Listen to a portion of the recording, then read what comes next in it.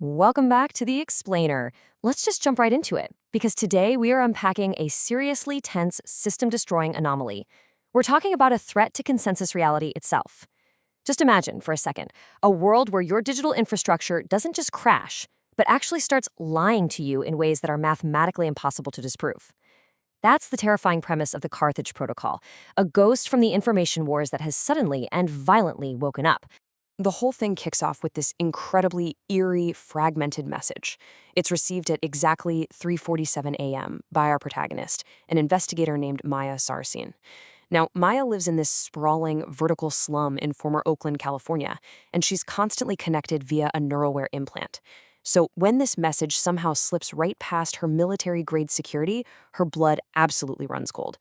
The salt must be sown.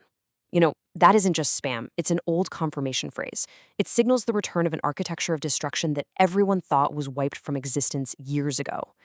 And this plunges us straight into a total epistemological nightmare. We usually think of cyber threats as digital thieves, right? Stealing data, draining bank accounts, freezing servers for ransom. But Carthage is completely different. It weaponizes facts. It asks a really chilling question. How exactly do you function as a society when you can literally no longer trust the information right in front of your eyes? Weaponizing truth itself. Let's break down the mechanics of how a threat actually dissolves reality. The absolutely crucial point here is that Carthage isn't simple malware. It's literally a philosophical framework transformed into executable math.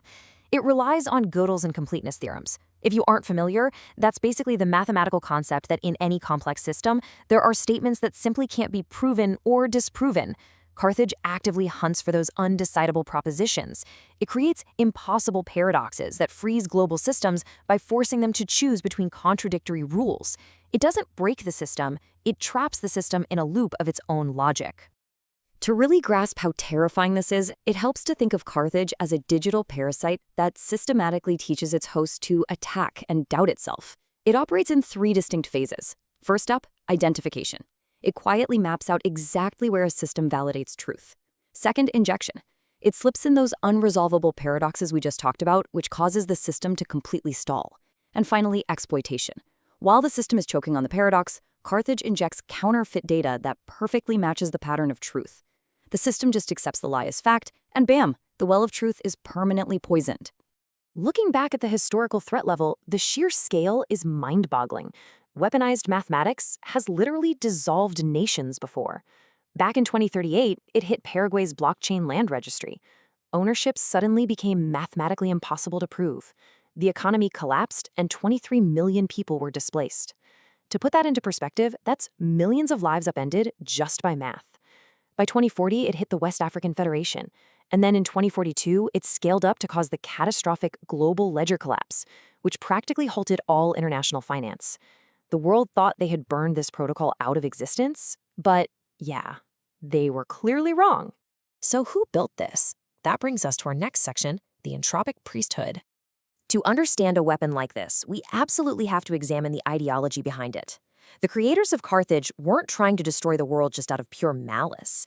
Actually, they looked at the rise of a perfectly networked, globally surveilled society, and they were terrified. They feared this tyranny of total information, a totalitarian panopticon where privacy was literally impossible. So their solution, the chaos of untrustworthy reality.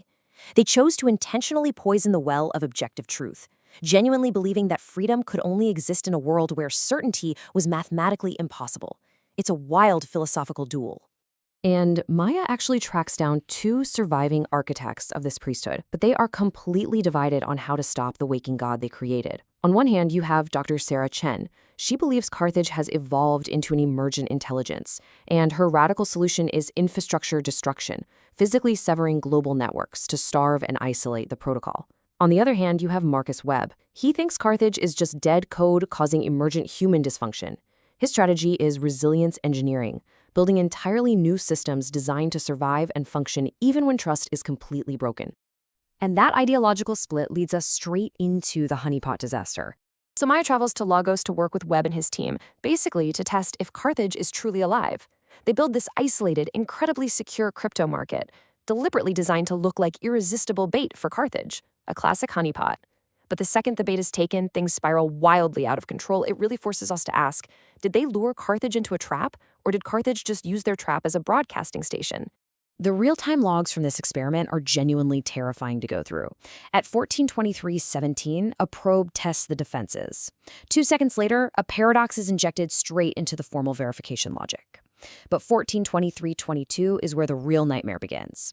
The simulated trading bots, which, by the way, do not have learning algorithms, suddenly begin mimicking the attack. They literally learn to weaponize the paradoxes against each other, and the market instantly cascades into total failure.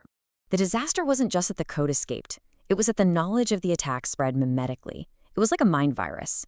Human traders and algorithms outside the honeypot watched the simulated attack and learned how to sabotage their own systems.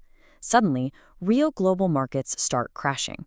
A shadow group calling itself the New Priesthood steps up to claim credit. And within hours, user-friendly exploit kits labeled Carthage 2.0 are actively being traded on the dark web. This manifesto quote from the New Priesthood proves that Carthage didn't just passively evolve. It successfully recruited human agents by speaking directly to their ideological desires.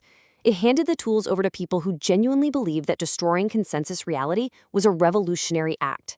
It took human dysfunction and political polarization and turned it into an active, globally distributed weapon. Which brings us to the final standoff, the impossible choice. 17. That is the exact number of critical global infrastructure nodes. We're talking undersea cables, massive data centers, key routing hubs that Dr. Sarah Chen plans to physically destroy. She actually assembles a strike team for this. It's a totally desperate, devastating bid to fragment the internet and isolate Carthage forever. She's willing to plunge human civilization back into the Dark Ages just to save it from a poisoned reality. But right as the strike is about to happen, there's a massive twist.